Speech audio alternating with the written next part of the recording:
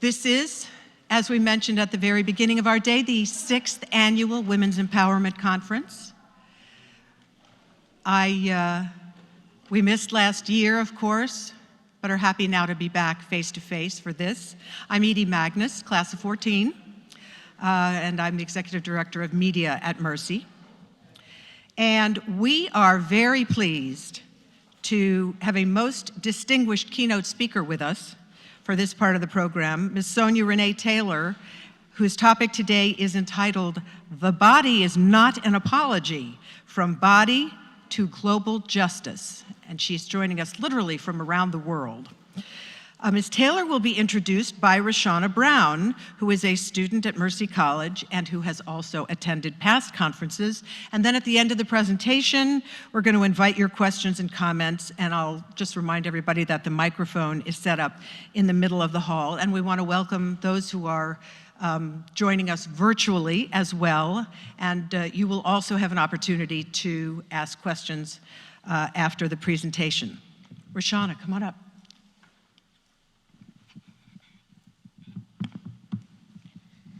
Sonya Renee Taylor is the founder and radical executive officer of The Body is Not an Apology, a digital media and education company with contact reaching 500,000 people each month. Sonya's work as an award-winning performance poet, activist, and transformational leader continues to have global reach. She is a former national and international poetry slam champion, author, educator, activist who has mesmerized audiences across the US, New Zealand, Australia, Germany, England, Scotland, Sweden, Canada, and the Netherlands, as well as in prisons, mental health treatment facilities, homeless shelters, universities, festivals, public schools across the globe. She was named one of Planned Parenthood's 99 Dreamers Keepers in 2015, as well as Planned Parenthood's Generation Action's 2015 Outstanding Partner Award. She was named one of 12 women who paved the way for body positivity by Bustle magazine, and in September 2015, she was honored as a YBCA 100, an annual confirmation of creative minds, makers, and pioneers who are asking the question and making the provocations that will shape the future of American culture. An honor she shared alongside Coates, artist Kara Walker, filmmaker Avery DuVernay, and many more. Sonya and her work have been heard and read on HBO, BET, and even other sites, and even in New York Times Magazine, MSNBC.com, and other sites as well. She is awesome, and I hope you guys enjoy her speech. Welcome, Sonya Renee Taylor. So glad to have this opportunity to be with you all at this conference. Thank you for inviting me. I am joining you from the early morning of the future. It is Saturday morning at 6:33 a.m. in Aotearoa, New Zealand, which is where I am located. And yeah, and I'm just super glad to have the opportunity to get to spend this time with you talking about The Body is Not an Apology, and talking about the work of how we move from body to global justice. How do we move from this conversation about our physical selves to this conversation about how we transform the world. I want to invite you to do a couple of things. Awesome. Somebody already thought of it. One of them was to turn that camera around so that I might be able to look at the audience a little bit. And the other is, if you are joining us digitally, please do put your thoughts and your ideas in the chat if that is possible. I think that's enabled. My desire is always to be, in communication with the folks that I get to talk to. It's been a rough 2 years, right? It's been a rough 2 years of of trying to connect and figuring out how we connect. And it is not often that I get to even be in the room with a live audience anymore, even digitally. And so please do help fortify that experience of connection by placing your ideas and your thoughts in the chat and just talking back with me. I appreciate that. So it feels important for those who don't know me, and thank you so much for that wonderful intro. I really appreciate it. Although I keep trying to get my my agents to send a less cumbersome bio, and they've not yet done it, but that's all right. I do want to place who I am and what I do in the context of the conversation a little bit, because I think it is an important part of understanding my vision for the world. And at the end of the day, I think that's really what this is about, is I have a vision for what I think is possible in the world. And my desire is to share that vision and spread that vision as far as humanly possible, because I believe that it is one of many paths toward a more just and equitable and compassionate planet. And that's the one I want to live on. And if I don't get to live on it, it's the one that I hope I get an opportunity to help create for others in the world beyond me. So, I like to start off by just always letting folks know that all of this work started by accident. I had no intentions on becoming a poet or an international activist or or a founder of a digital media company or, a New York Times bestselling author. None of those things were on my list of to-dos. I just wanted to write poems and do poetry slam and hang out with friends. And that was really where all of this journey started. As I mentioned in the beginning of my book, and if you all haven't seen that, this is the book. And I promise you that for every copy that ever comes out for the rest of life, I'll be naked on the cover. And I mean that up until 95, 99, I'm still gonna be naked on the cover. That's my commitment. But in the beginning of the book, I talk a little bit about the founding of The Body Is Not an Apology, which is my digital media and education company. But more than that is my offering to the world, is really what I see it as. And it started as a conversation with a friend. I was in a hotel room in Knoxville, Tennessee, getting ready to participate in Poetry Slam. Poetry Slam is competitive performance poetry. It's the opportunity to write a poem and get on stage and have people judge it over the course of 3 minutes. Immediately you get scores. And as a person who historically used to be really competitive, and also a person who is terrible with delayed gratification, this sort of immediate gratification and competitive nature game was perfect for me. And I was in Tennessee with a group of friends getting ready to play this game. And what I talk about in the book that I think is so important is I talk about the fact that this group of people that I was with were made up a kaleidoscope of humanity, made up a kaleidoscope of all the different kinds of people that exist in bodies in our world. We were queer and we were straight, we were gender non-conforming, we were able-bodied and disabled, we were Black and white and Tamil, and we were this planet in so many different ways and all of our unique tapestries. And I found myself at this silly, odd game playing with this amazing team of people and having a conversation with one of my friends in a hotel room. And my friend was sharing with me how she was afraid that she might have an unintended pregnancy. And I am historically the nosy friend. I will get in your business from a deep place of love. That's the way that I've often thought about that. And in this case, I decided that I wanted to ask my friend more questions about this experience. Now, I'm still the nosy friend, but now I will at least ask permission first. I usually get consent, but once I have consent to get in your business, I will still get in your business.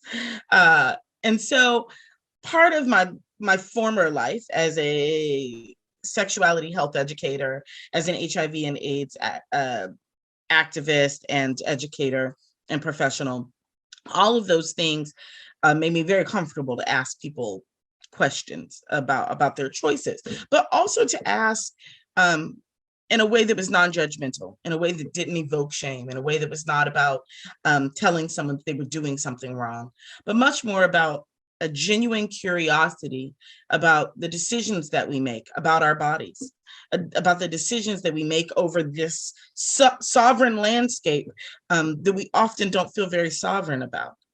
And so I asked my friend, what made her decide why she wasn't using condoms with this person who I knew was a casual partner and that she wasn't particularly interested in being with, let alone co-parenting with. And I like to say that there were three things present in that conversation that made it transformative, or what I like to say, opened up a transformative portal. And I really experience it as something shifting in space-time. Like literally something was, and then after this conversation, something new became. And the three things that were present in the conversation were radical honesty, radical vulnerability, and radical empathy. I asked a radically honest question, all about my friend's sexual health choices and her business. And my friend gave me the most vulnerable answer perhaps anybody today has ever given me. My friend had a disability. She has cerebral palsy, and she shared with me that her disability made it difficult for her to be sexual already. It was already challenging. And so she just, she had already had to ask for a lot. And so she didn't feel entitled to ask this person to use a condom. And my response both came from a place of radical empathy, but also, once again, a place of radical honesty. And what I'm also clear is that my response was through me, not of me. I did not consciously think about this answer. It literally is what just I was given to say in that moment. And I said to her in response, your body is not an apology. It is not something you offer to say sorry for my disability. And when I said that, something shifted. Something shifted for her. She immediately started crying. And I just, held my friend and in that moment of tenderness. But something shifted for me too, because what immediately happened was I said it, and then there was a resonance, a ringing in my own being that was like, this is for you too, Sonya. This is for all the ways that you have given your body away as an apology. It's for all the ways that you shrink yourself. It's for all the ways that you doubt yourself. It's for all the concessions that you've made. It's for all the times that you said, I am so sorry for this fat, Black, queer, neurodivergent body. And here's what I will do to atone. And I knew when those words came out of my face that I was being challenged to give up that way of living. And perhaps even more than it was a challenge for my friend. Perhaps even more than any message for her, because I imagine that statement has been far more impactful in my life than it has even in hers. And so I'm very clear that something came through me that was for me, that was about guiding me in a divine way toward my larger purpose. And what feels important about that moment is it was a conversation that started about the body, about the choices we make with our bodies, about what we allow and will not allow with our bodies, about what the world expects of our bodies, what the world denies our bodies. That's where it started. And where it has taken me is indeed already on this path of transformation, this path of massive shift in the way that people think and move and operate as it relates to how we even conceptualize what does it mean to make a world that works for everybody and everybody. What does that actually mean? And so at the time, though, I didn't know none of that. I wasn't thinking about anything that profound. I said this thing to my friend. I held my friend. We cuddled. She wiped her tears. Thank God later she didn't turn out to be pregnant. And the best that I had at the time was I was a poet. And I was like, well, wow, that was very poetic. I guess I'm going to have to write that in a poem. And that's what I did. I wrote a poem. I wrote a poem called The Body Is Not an Apology because those words wanted to come forth in me. And then I proceeded to share that poem on stages around the world. I proceeded to, let that word go before me. And as it went before me, it started dictating the way that I moved through the world.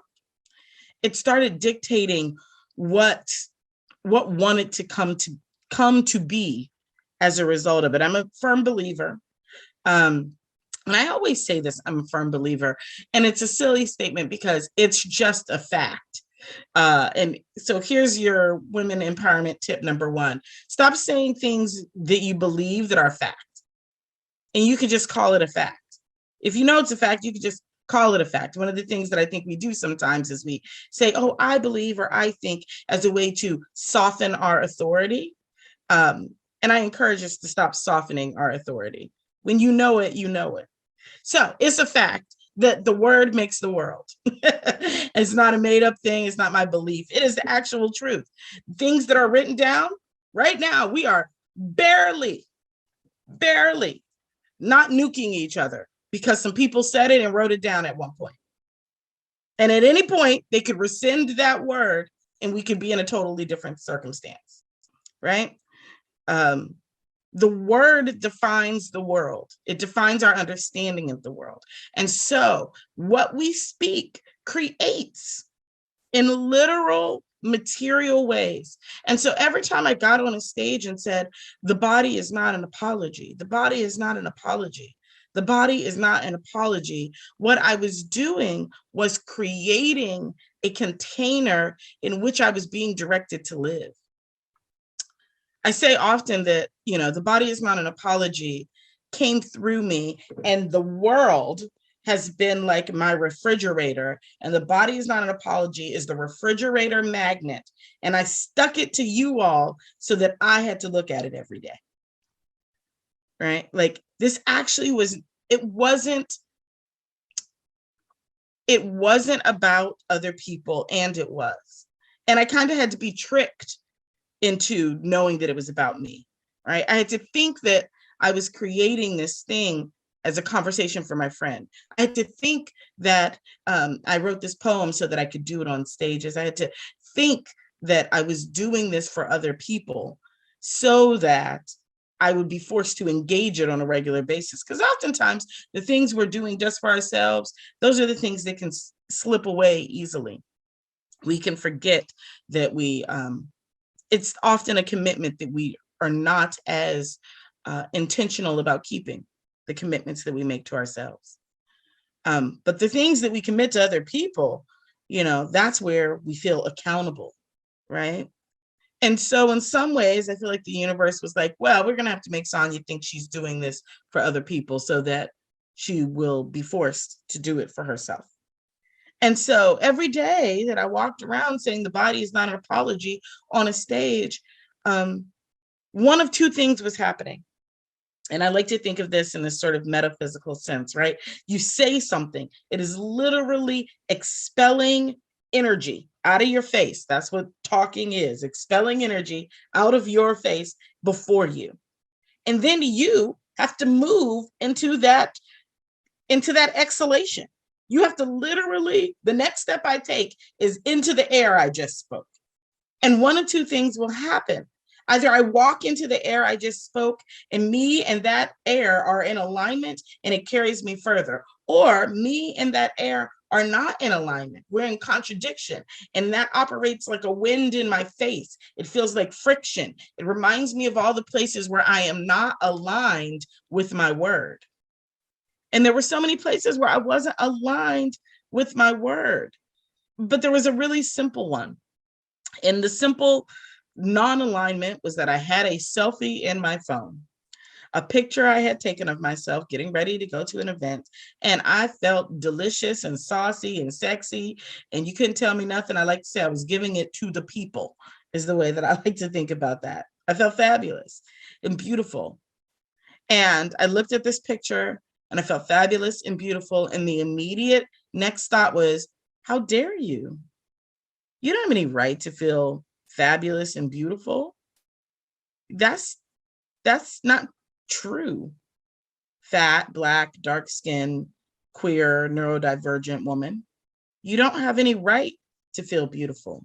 And I call that the outside voice. It shows up over here, talking in your ear, very loudly, telling you all the ways that you're deficient, that you're not enough, that you're failing, that you're never going to be good enough, that you're, that nobody's ever going to want you, that you're unlovable because of this, or the only way you're lovable is if you do that. All of that voice. And that voice talks to us so loudly, so often, for such a long time, that we think that voice is ours. We think we're the generator of that voice. I'm here to offer to you today that we are not the generator of that voice, that you didn't make up that voice. That voice isn't even actually you. That is a voice of indoctrination over centuries of messaging about who you should be and who you should not be, and whether or not who you are is worthy. But you didn't come up with that message.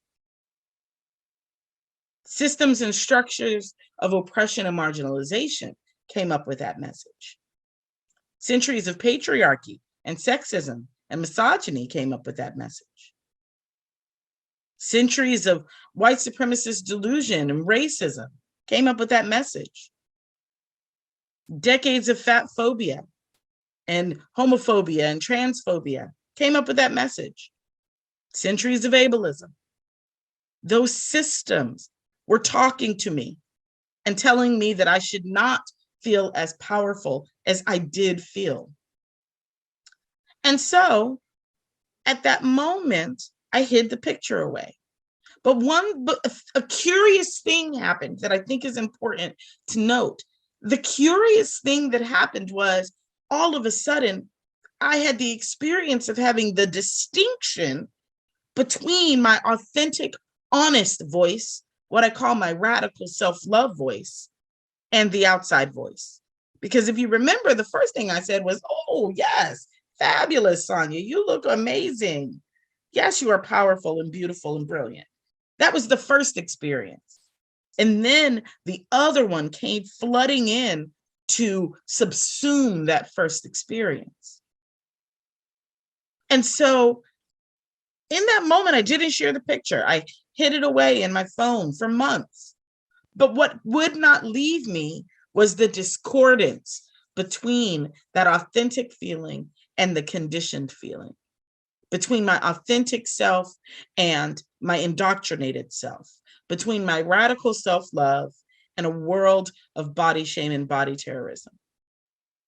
All of a sudden, they were not the exact same. I felt there was a difference, and that difference was battling inside of me. Until February 9th of 2011, when a friend posted a photo of a plus-sized model named Tara Lynn on my Facebook page. And Tara Lynn was gorgeous. She's gorgeous. She still is gorgeous. She showed up on my Instagram page the other day, and I was like, you are just as fine as you were 11 years ago. And she was sitting in a giant wicker chair, much like this size. My throne is my favorite thing in the world, y'all. I love this chair so much. I found it in New Zealand. Was like, the shop owner said, oh, come in, you can take a picture in it. And I was like, no, I'm taking it home. I want all the pictures in it for the rest of my life. Give me the chair. So anyway, Tara Lynn was sitting in a chair, much like this big wicker chair, naked, with her legs crossed, looking like, something created by the creator. And I decided I wanted to Google her and see more photos of this splendid human being. And the first photo that I saw was her in a black corset for a lingerie campaign.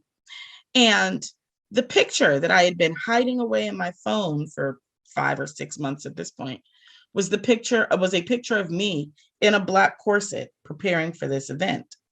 And I had this moment of weird serendipitous recognition where I saw this woman in her power and her beauty, being unapologetically paid to be in her power and her beauty. And then there was me in that first experience of also being in my power and my beauty, but also doubting it. And I just thought to myself, like, somebody paid this woman a lot of money to put her juicy thighs on the internet. Why am I tripping? And that was the moment where I was like, well, maybe I should post my photo too. I'm going to stop being scared today and I'm going to post my photo. And so on February 9th of 2011, I posted my photo on Facebook with a caption that said, in this picture, I'm 230 pounds. I have a raggedy tattoo that you can't even make out anymore on my left thigh. Don't do that. If you're, don't be like me and don't do that. But I feel beautiful and I feel powerful in my body. Post a photo where you feel beautiful and powerful in your body too. And I think, I think there are two things operating in that I always like to tell the truth about. One is, I tell folks, in a former life, I'm sure I was a cult leader, because I am good about trying to convince other people to do something with me. And so in this context, I decided, right, like the benevolent use of my cult leader energies is to get people to do brave things, to get people to do things that are empowering, to get people to do things that are transformative in their own lives. And so I invited other people to share photos too. And the reason that I do that, at its most sort of base level, is because I'm scared and I want company. So I'm not so scared. And I think, that it goes on later on. I come to understand that impulse in me is just the impulse for community.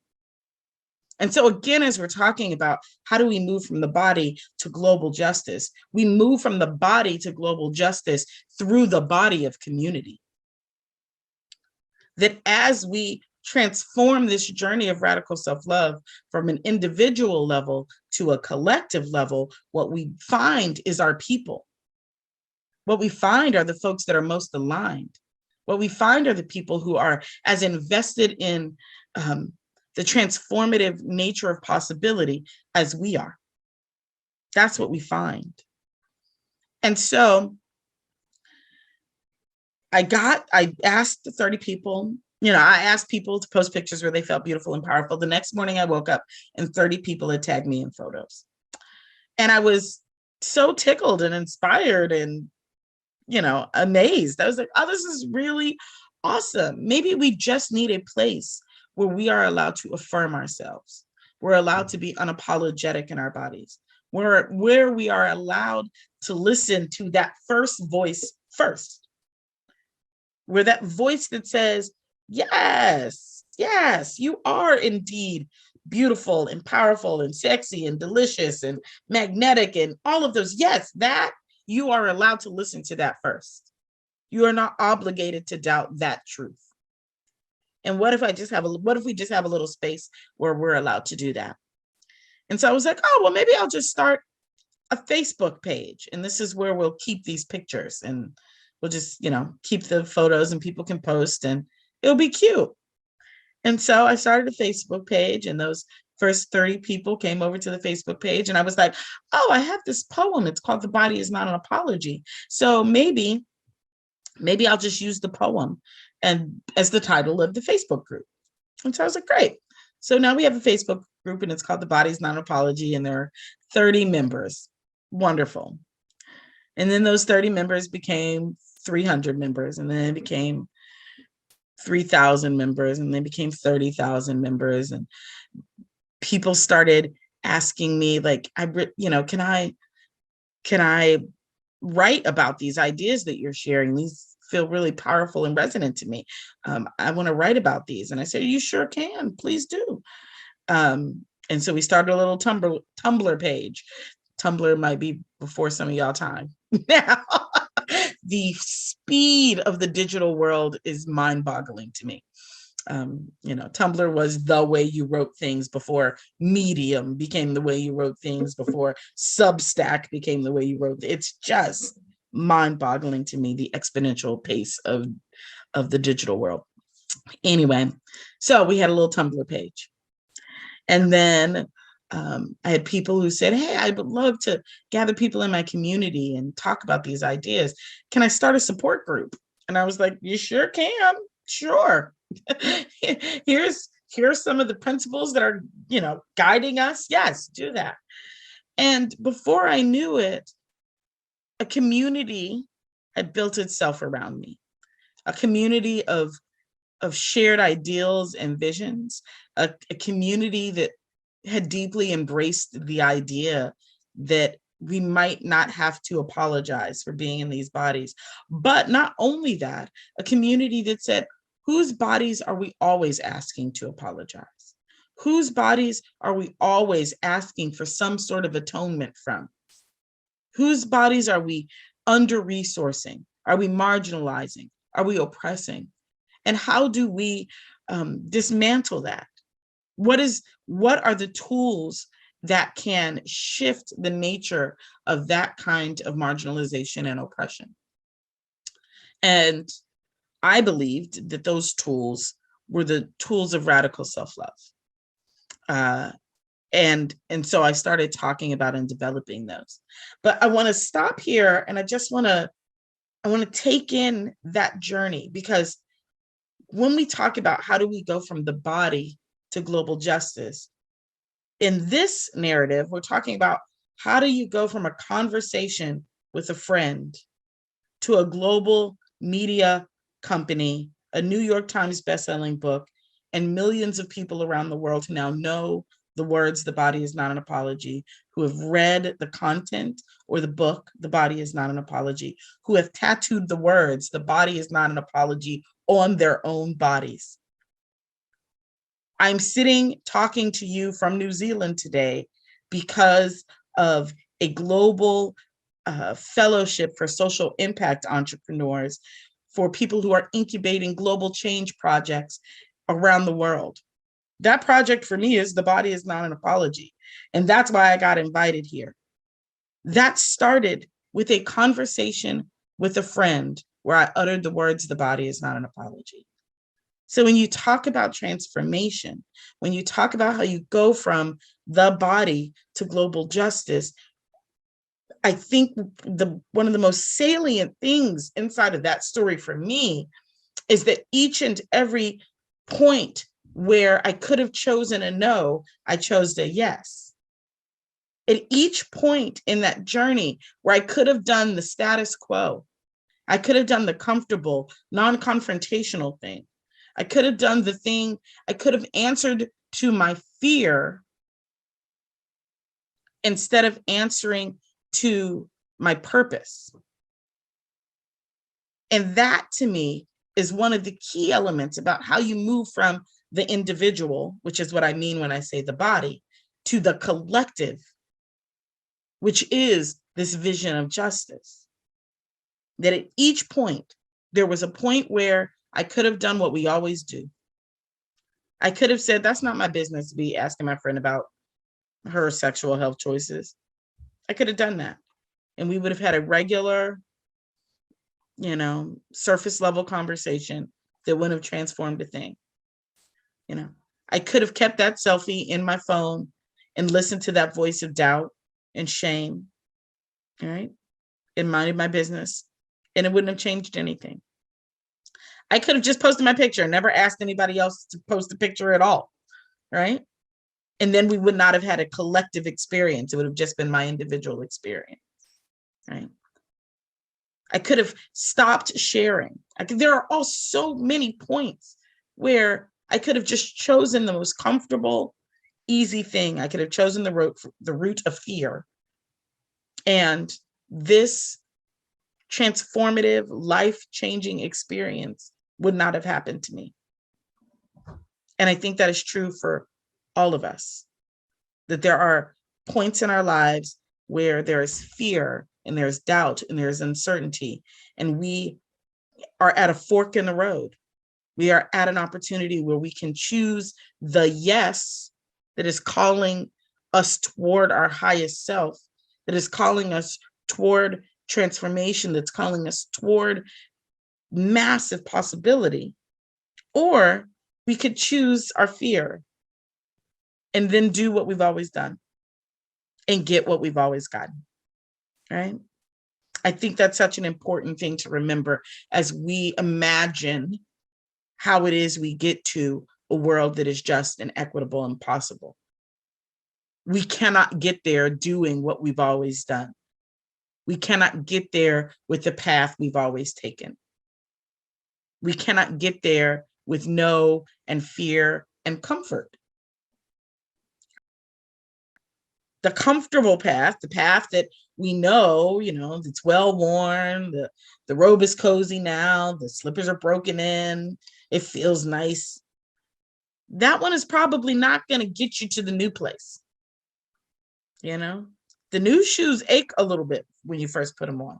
You got to break them in, right? And so that is part of how we move from where we are now to what is possible, to a liberatory imagination is the way that I talk about it. So I want to talk a little bit about sort of my premise about radical self-love, what I understand radical self-love to be, and why I feel it is such an essential part of transformation, of how we change the world. And I think that I want to, before we do that, I want to read a little bit from the book, because one of the things that people often do is they conflate this idea of radical self-love with all these other notions that are not accurate to me. They don't match to me. And so I like to get really clear, and I start off at the beginning of the book telling you what I believe radical self-love is and what it ain't. And so I'm going to read from the book a little bit really quickly. It's chapter 1, the very opening of the book. And it says, making self-love radical, what radical self-love is and what it ain't. Let me answer a couple of questions right away before you dig too deeply in this book and are left feeling bamboozled and hoodwinked. First, will this book fix my self-esteem, Sonya? Nope. Second, will this book teach me how to have self-confidence? No. Impromptu third question. Well, then why in Hades am I reading this book? You are reading this book because your heart is calling you towards something exponentially more magnanimous and more succulent than self-esteem or self-confidence. You are being called toward radical self-love. While not completely unrelated to self-esteem or self-confidence, radical self-love is its own entity, a lush and verdant island offering safe harbor for self-esteem and self-confidence. Unfortunately, those two ships often choose to wander aimlessly adrift at sea, relying on willpower or ego to drive them. And in the absence of those motors, are left hopelessly pursuing the fraught mirage of someday. As in, someday I will feel good enough about myself to shop that screenplay I wrote. Or someday, when I have self-confidence, I will get out of this raggedy relationship. Self-esteem and self-confidence are fleeting, and both can exist without radical self-love, but it almost never bodes well for anyone involved when they do. Think of all the obnoxious people oozing arrogance. Folks, we can be certain, think extremely highly of themselves. And although you may call them confident, at least that may be one of the things you call them, I bet the phrase radical self-love doesn't quite fit. Pick your favorite totalitarian dictator, and you will likely find someone who has done just fine in the self-confidence category. After all, you would have to think you're the bee's knees to entertain the idea of single-handedly dominating the entire planet. The biggest flaw of investing our time in self-esteem and self-confidence is that neither model unto itself has the ability to reorient the world toward justice and compassion. Self-esteem and self-confidence aren't scalable. The term scalable is most frequently heard in the economic or business startup world and is used to describe a company's ability to grow without being hampered by its structure or available resources when faced with increased production.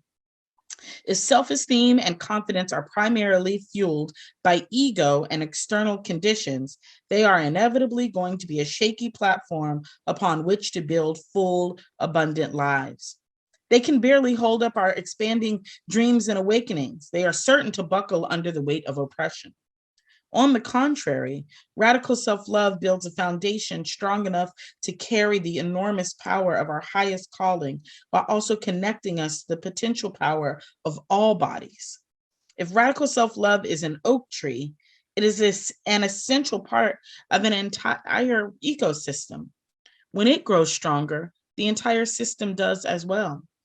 Radical self-love starts with the individual, expands to the family, community, and organization, and ultimately transforms society, all still while unwaveringly holding you in the center of that expansion. That, my friend, is scale. And one of the things that, I like to share with people, that the reason, there are some specific reasons why self-esteem and self-confidence are not particularly good models. And don't relate to me to radical self-love. One of them is they're flimsy and fickle and flexible, right? That your self-esteem and self-confidence are as wavering as the weather outside. I like to give the example of, if I've put on a really cute outfit, I feel fabulous, right? I'm like, yes, love this outfit today. And then I go outside and nobody compliments the outfit. And nobody notices the fly thing I put on today. And I'm like, wait a minute. Yeah, wait, maybe my outfit isn't as cute as I thought it was. All of a sudden, my confidence feels a little shaky. It's all of a sudden that thing I was so certain about feels a little wavering, Or I don't, if you're a student and you've ever gone and you studied, you really studied for the exam, you felt prepared. You were like, I'm gonna ace this. And then, the professor gives you the exam back and you did not ace it. The thing you really thought you were about to do was not what happened. And all of a sudden, you do not feel much self-esteem, right? All of a sudden, you're in a real negative story about, oh my gosh, I'm just not smart. I can't get there, right? These things are conditional, right? They depend on the external conditions of the world. Radical self-love does not.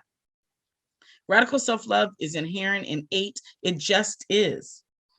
And I want to talk about the definition of radical as sort of a way to round out this conversation about why it is a transformative model, why it is a model that can move us to a more just and equitable world. And in order to do that, I just, when I decided that this work was about radical self-love, at the time, a Google search brought one page, and that page had one person who had written a little book about radical self-love, and it was definitely more along the self-confidence, self-esteem line.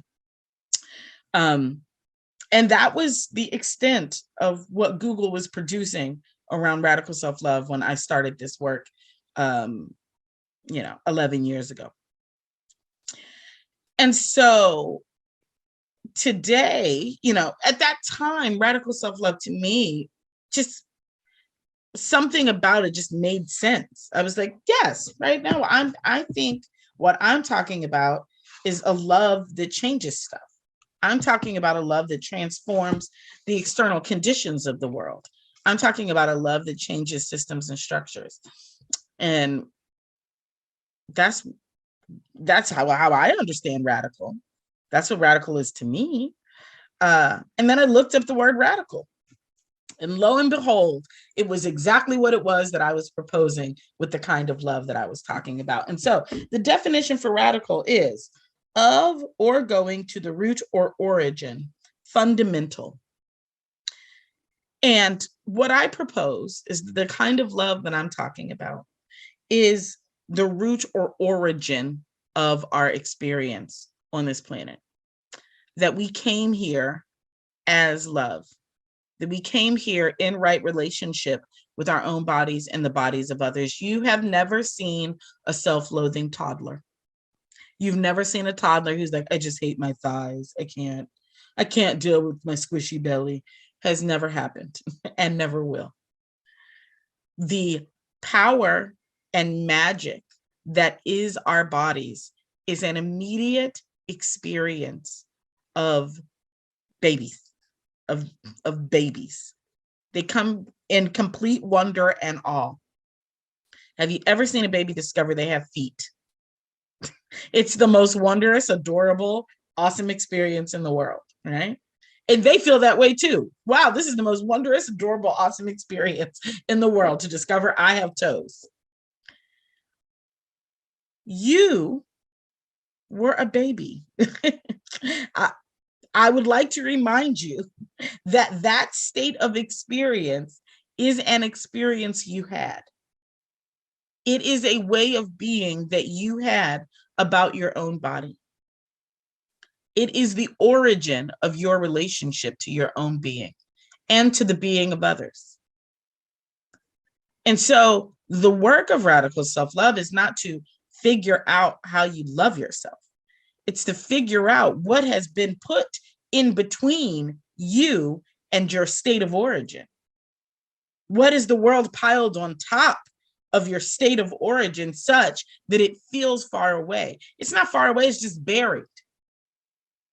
And the work of radical self-love is about excavating it, about removing the blankets, the layers of oppressive conditioning that's been put on top of us that makes it difficult for us to access that original state. The second definition of radical is thoroughgoing or extreme, especially as regards change from accepted or traditional forms. And what I would offer is that having a relationship of disconnect, of scarcity, of not enoughness, of failing, of feeling unworthy is the traditional way in which we are oriented towards our bodies. It is the long-standing, very old way in which we are told to relate to these bodies. And every single day, from the time you wake up in the morning until the time you go to bed at night, as you interact with the world, you are given massive, countless, exhausting messages about how you're deficient, about how you're failing, about how you're not enough, about how your teeth aren't white enough, your body's not thin enough, your hair's not shiny enough, your skin's not smooth enough, your pocketbook's not rich enough, not enough, all day long. And some presumable thing that you can be sold to change your mind about that. Temporarily.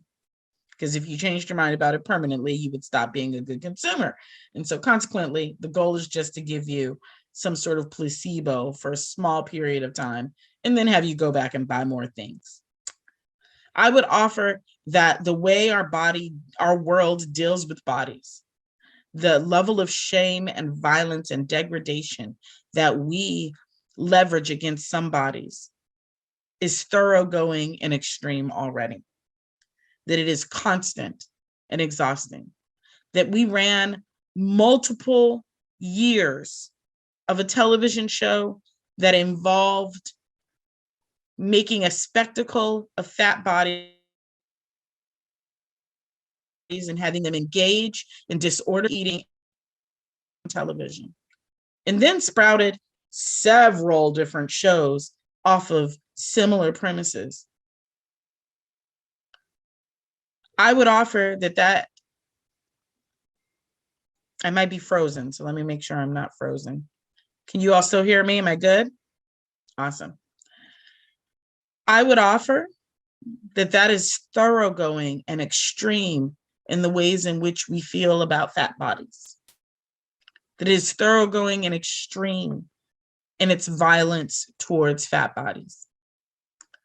And so, if we live in a world that is thoroughgoing and extreme in the ways in which it treats bodies already, then what we would need is something thoroughgoing and extreme in the opposite realm.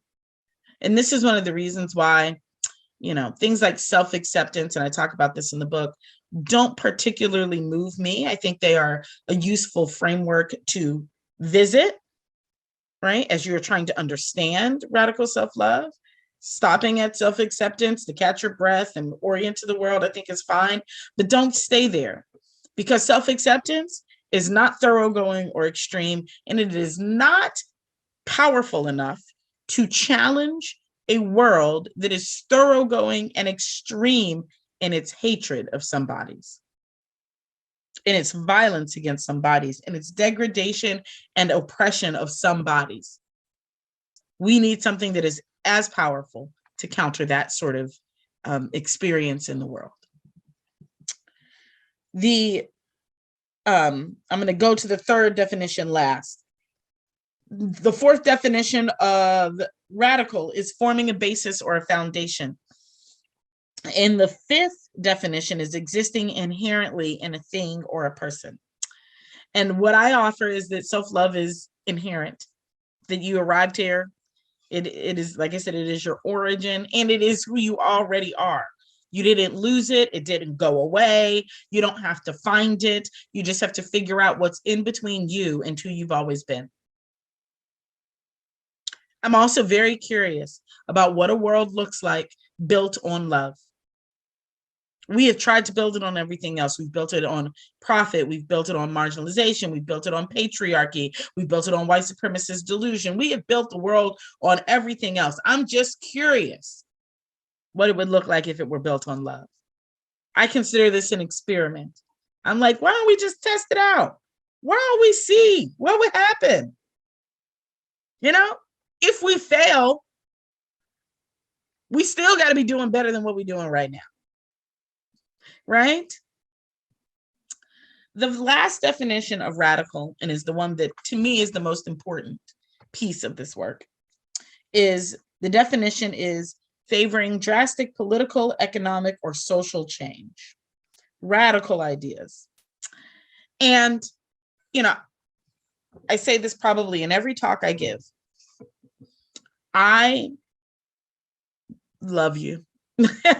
With a big, giant, human, fuzzy love, with the love that is the same love I have for bees and oceans and waterfalls and all kinds of amazing things. I love you with that kind of human love.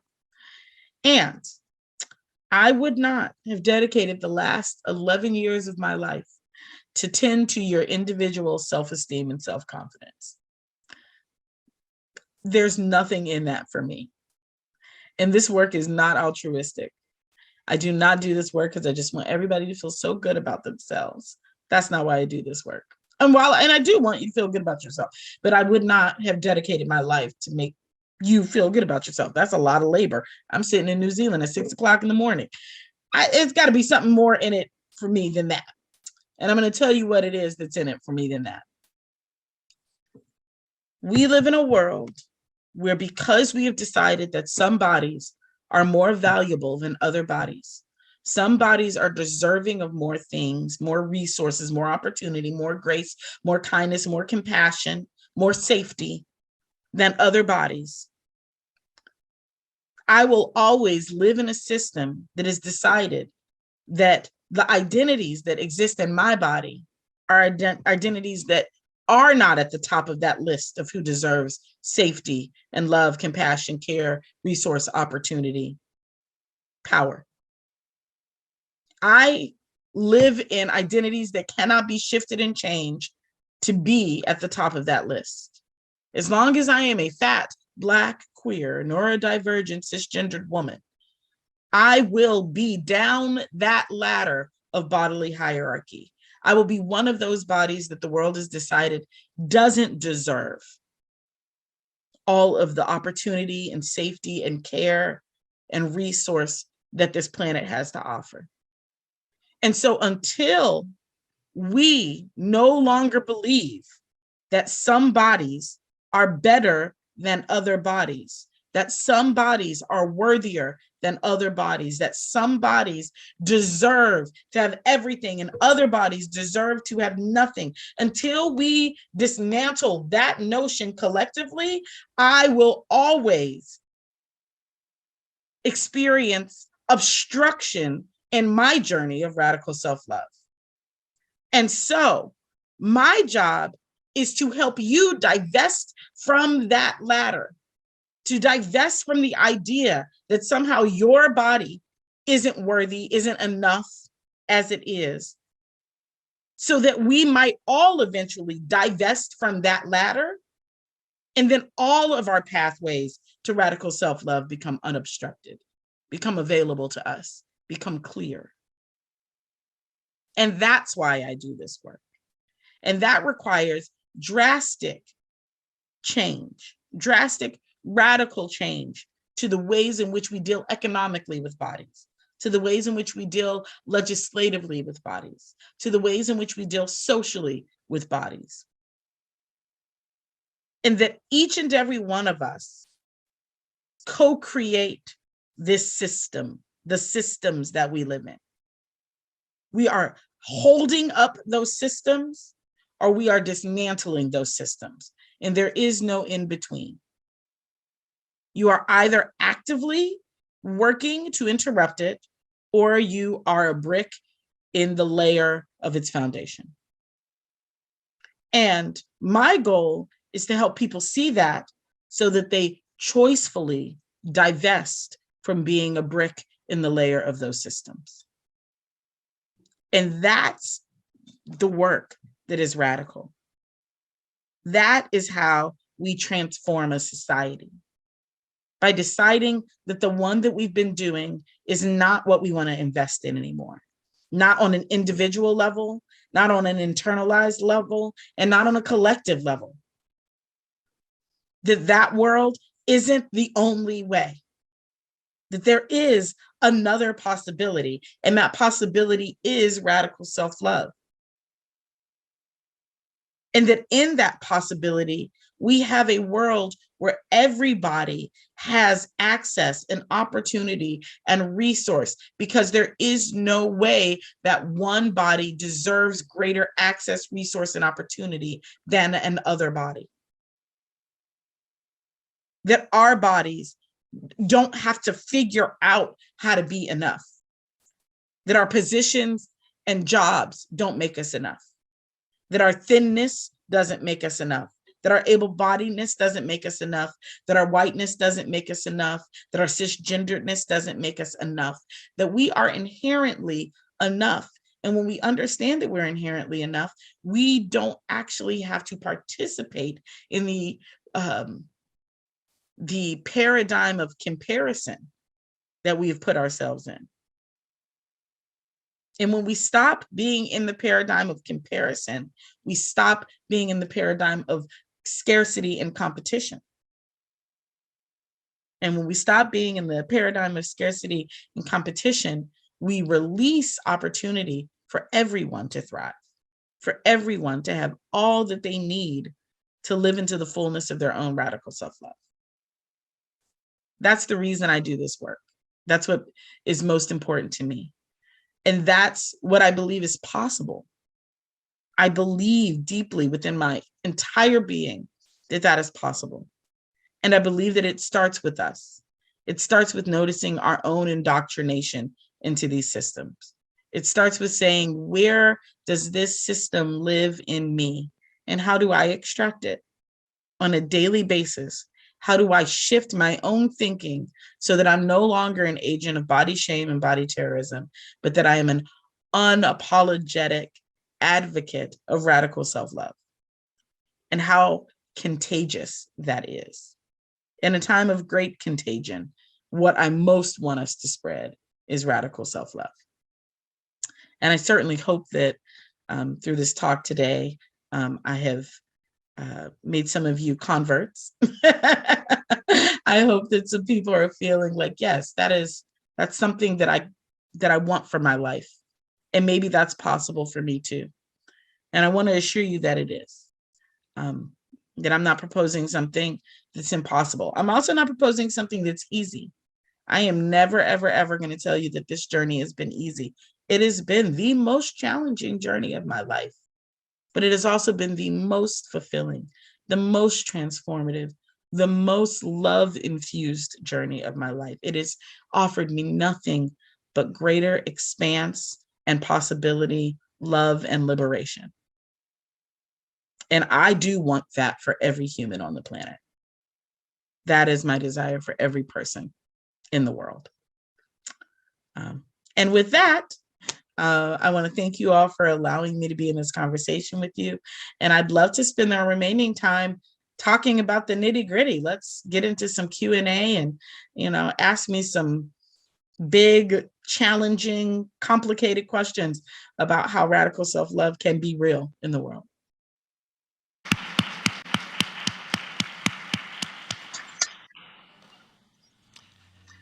We'll take your questions now. Well, I have one for sure. Okay. Can you hear me? I Sonya, can. Can you hear me? Yes. Oh, can you all not hear me? There's a moment in between. Got it. So you said you hoped you made some converts. Do you know whether you've actually changed a mind and how you did it?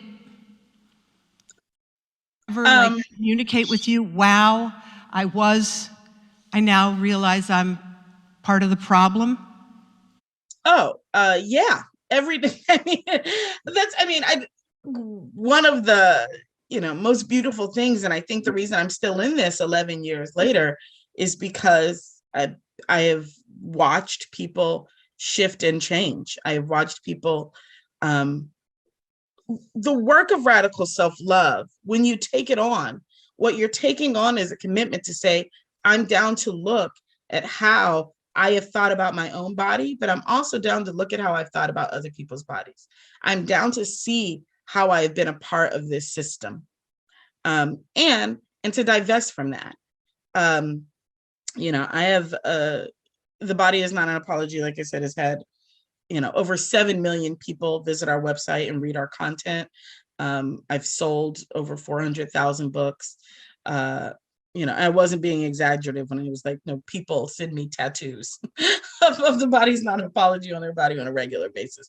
I've been meaning to, but every once and again, I keep a little folder of, or a little note in my phone of people who have messaged me and told me that, the ways in which this movement has shifted the way that they think, the way that they move, the way they operate, their own choice around advocacy.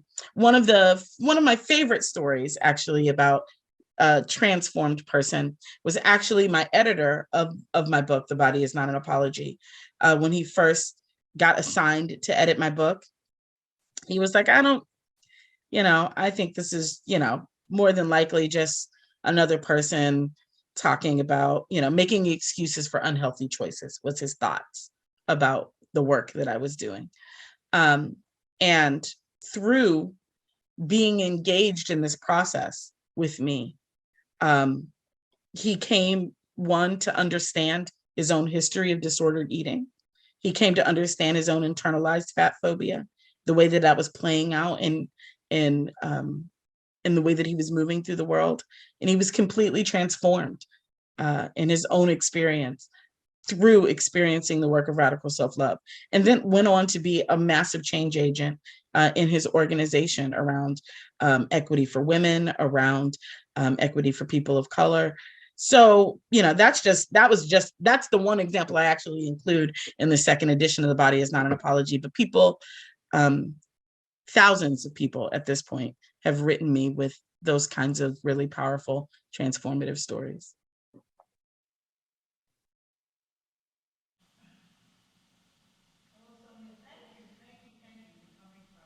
Oh, I can't hear you. Hold on. There we go. Okay. Well, thank you for spending your Saturday with us. And we're happy to spend our Friday with you. Yeah. Wonderful. I'm just going to give a quick plug to everybody to the book, which is, you can't show it in real life, but it's really a wonderful, wonderful book, and easy. I hate to give a shout out to Amazon. They don't need any more.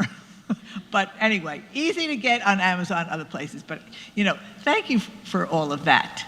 I I know I think it was 2020, in a commencement address, you talked about that people should stop saying, I guess college should stop saying, I don't have it figured out yet, but just enjoy being alive. And I guess that's still advice that you would give to all of us here as I think about the world as it is right now with such chaos, and that if your message could get out to the entire world, how different our world would look right now. Yeah, I certainly hope so. I mean, that's certainly my dream. But what I've been really leaning into in this time of massive chaos and massive challenge is, what does it mean to, I said this to a group I spoke to the other day. I said, for when you find yourself doom scrolling on social media, when you find yourself, sort of in perpetual outrage and grief and angst about the condition of the world, what would it look like to stop in that moment and say, what could I do right now that would be transformative and profound in my own life? What's the thing I could do right in this moment? Sometimes, and part of the problem is we think transformative and profound must be massive, must be immense, must be, I could go run for president, right? Not make it small. Sometimes it's, I could go take a nap would be profound and transformative in my energy right now. I could go lay down, right? Sometimes it's, I could get up and go hug my child who has no idea right now why I'm hugging them. Sometimes I could go and say, I love you to myself, right?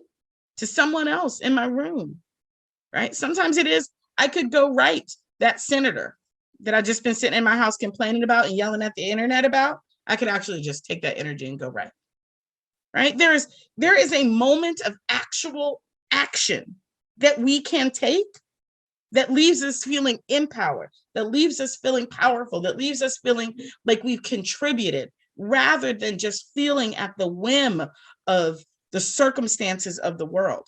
But we have got to recalibrate what we consider transformative and profound. That is, it is allowed to be small. It almost always is the small, necessary thing that you get to do in your own life that is often the most transformative thing. But just, being in the chorus of lamentation isn't that, right? And so my invitation in this time of challenge is, what is the small but necessary, profound action that I can do in service of my own radical self-love in this moment? The collective power of that could change our actual reality. People have questions, the microphone is here.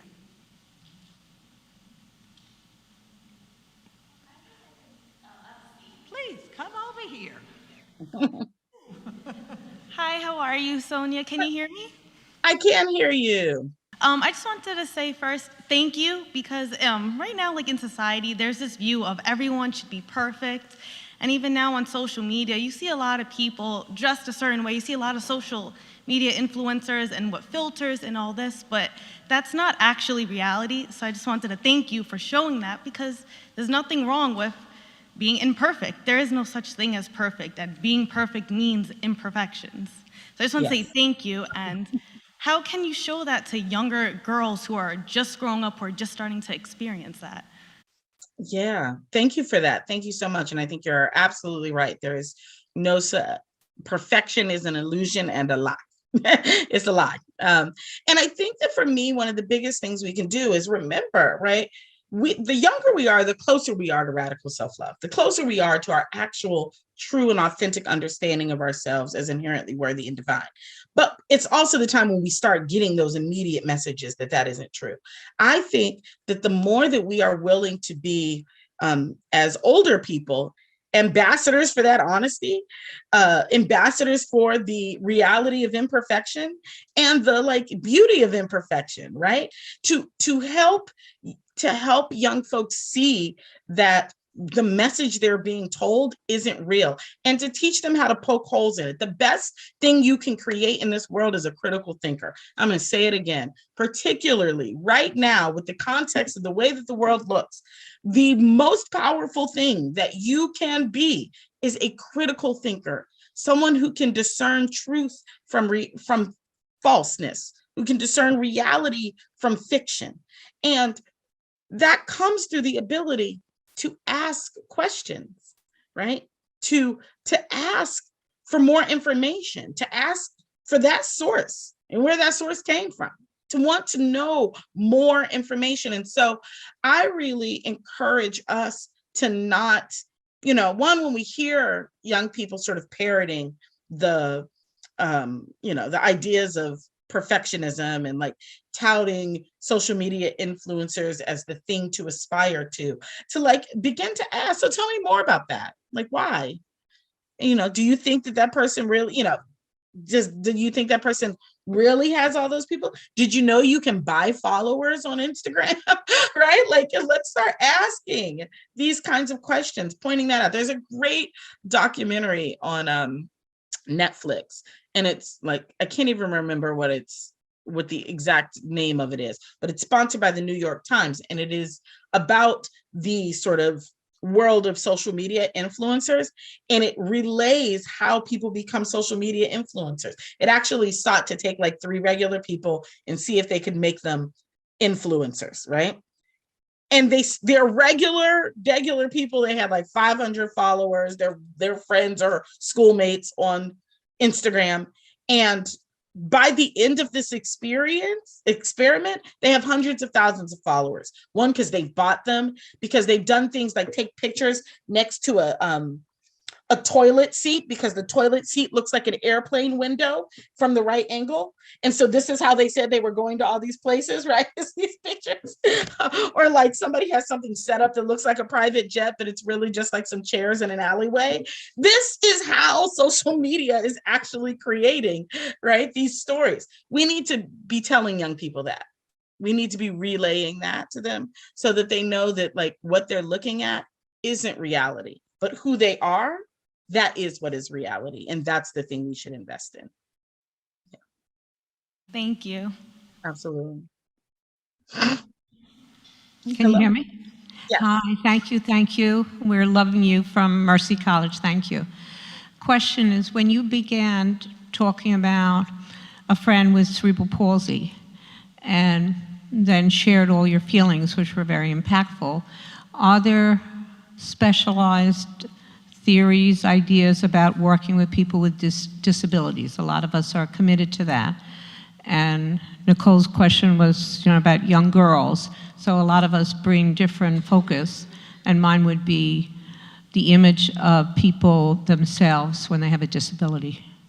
Yes, absolutely. So, my work pulls from I have a long list of, frameworks and concepts and other community ideologies that live inside of radical self-love. And one of those is the disability justice framework, which was created by a coalition of disabled people, including Patty Burns and Stacy Milburn, and an entire collaborative of disabled folks from a group, a disability justice, arts, and activism group called Sins Invalid. And disability justice is a sort of 10 principle framework about what does it mean to one, understand disability as from a social framework, which means it's not so much about people being disabled, but it is about the disabling nature of society that makes those who have bodies that operate different have to be marginalized, have to be, sidelined. And what does it mean to change society? To not be focused about changing people's bodies, but to change a society that enables some people and disables others by not creating a world of universal access. And so the premise and principles of disability justice align really closely with radical self-love and are a powerful way to reorient to a world where disabled folks have as much access, as opportunity, as much power as everyone else in the world. And, that those that have the least need to be the people guiding the conversations about the things that impact their lives. And so I would really, really, really encourage you to check out the disability justice framework. If you just put in disability justice on the internet, the framework will come up, and there's so much powerful information and just analysis about the way that we can create a world that is more accessible and just for people with disabilities. Be quiet, Edie. We have an online question from our virtual audience. We'll take that. When you get a chance. Well, no, do that, and then I'm gonna. Okay, fine. I don't know, Sonya, you can't see me, but I hope you can I can. hear me. I'm just the disembodied voice. So one of the questions, this gets to the notion of getting to the nitty-gritty. What advice can you give to those who wish to promote radical self-love on a basic level, such as at the college level? What is something that students can do to achieve this? Yeah, absolutely. So, I hate to be like, buy my book, but I'm going to tell you to buy the book. So I wrote all this stuff in there.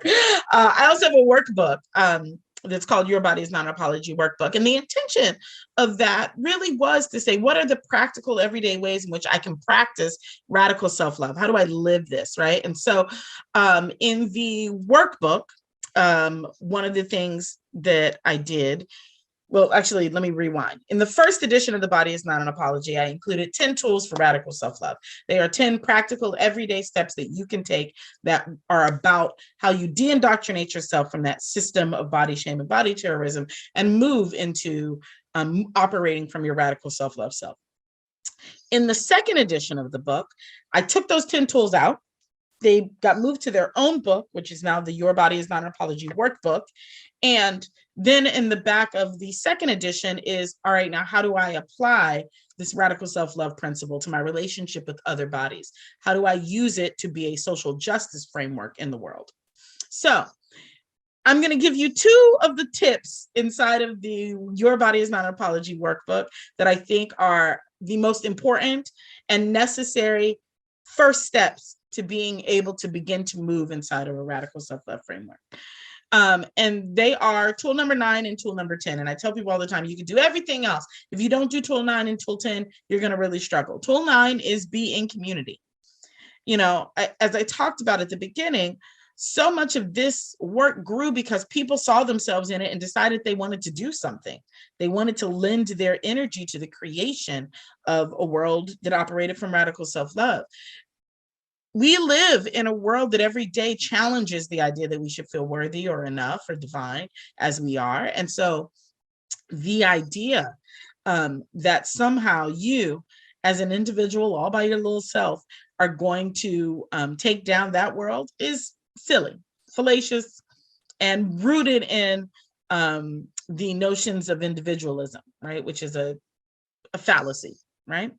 And so what makes it possible to do this work in a sustainable way is to do it in community, is to be with other people who are also trying to move through radical self-love, who can hear you when you are engaged in self-deprecating talk about yourself, who can hear you when you are moving back toward that sort of scarcity mindset, towards that internalized machination of one of the isms or obias, right?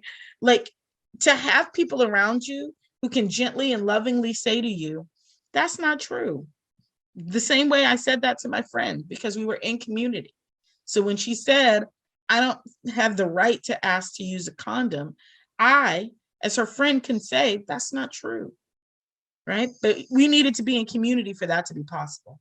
So I really encourage people to find community, to be in conversation with one another about these ideas that you've internalized. Where does the notion that I'm not enough show up in my life? Where is that? And who else shares that experience with me. And what can we do collectively together to interrupt that when we see it operating in one another? That's one big, huge piece. The second piece, the most important piece of the entire thing, if you don't do this, radical self-love and all of its gifts will continue to feel elusive to you, is tool number 10, is give yourself some grace. One of the things that is so prevalent and pervasive in our world right now is this, again, this sneaky new way that we engage in perfectionism. This idea that now, right, like now that I know that body shame is a bad thing, I have to be perfect and not ever having body shame. And now I feel bad for feeling bad about my body. We call that meta shame. That's exhausting, y'all. It's exhausting to find a new way to harangue and harass yourself for not being good enough, right? And so what I offer to people is you've got to figure out the way to love the you that isn't perfect, to love the you that isn't getting it right, to love the you that isn't feeling very loving towards yourself. I tell folks every single day, I run an entire organization and I've dedicated the last 11 years of my life to radical self-love. And there are days I do not feel very radically loving toward myself. And on those days, my job is to say, I love you, Sonya, who doesn't feel good enough. I love you, Sonya, who doesn't feel powerful today.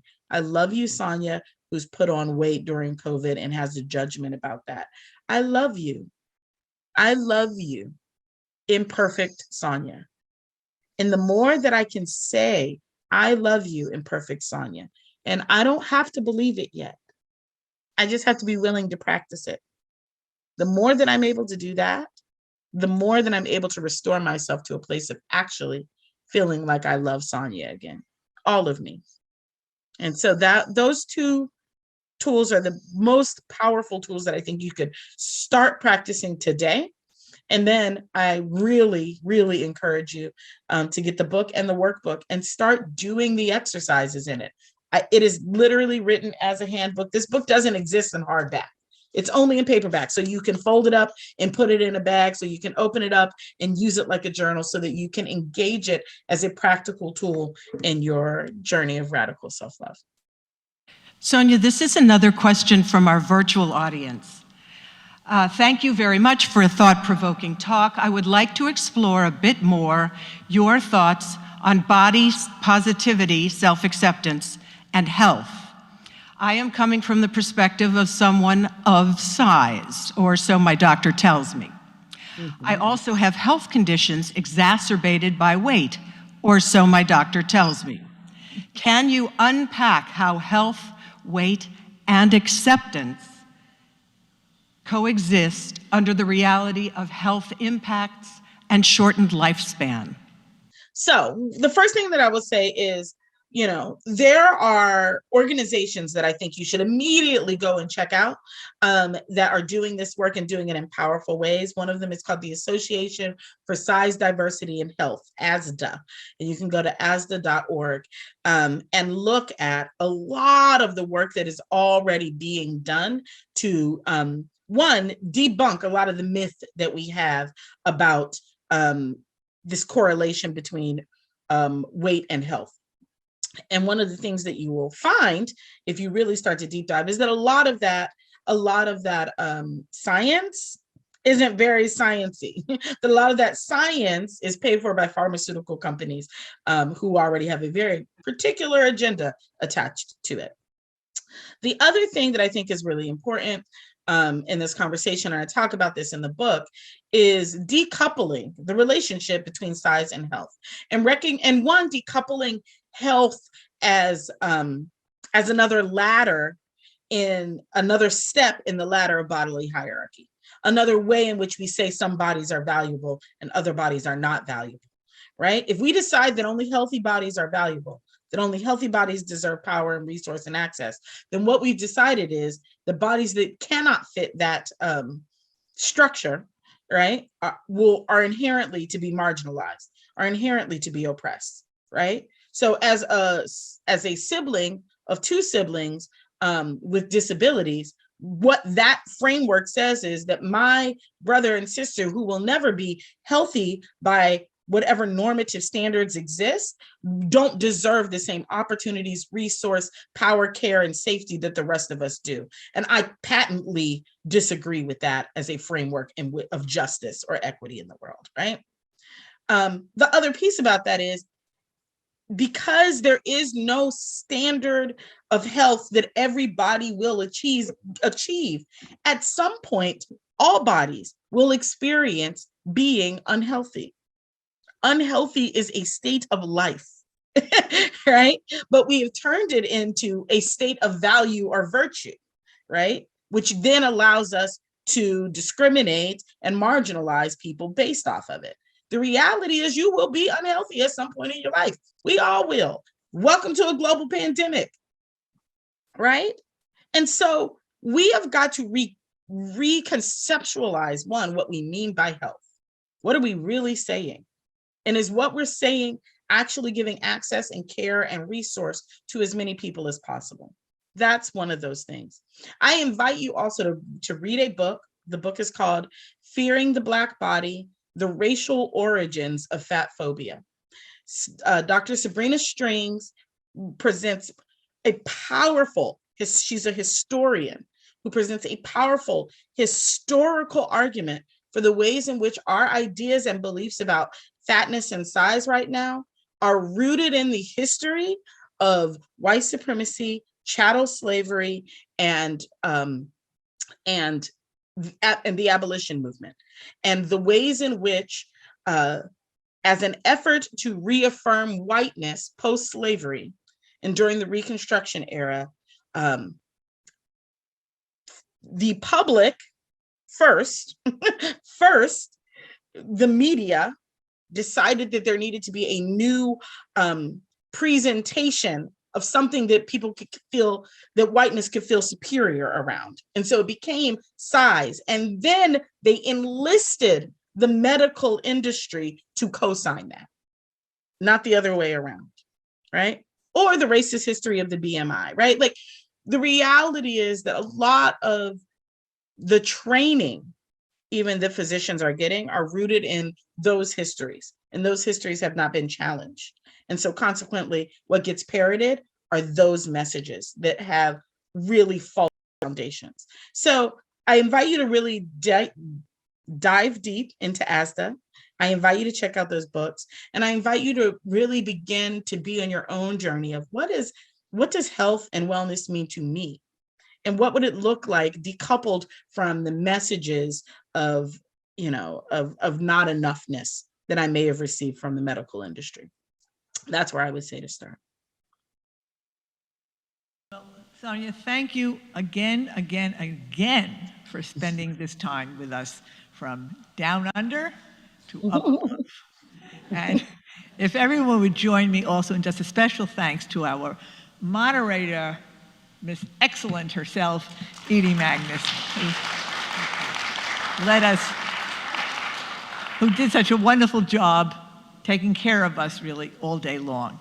On the tables are evaluations. We need those filled out, please, because they will help us in our planning for next year when we invite you all back for Women's Empowerment number 7.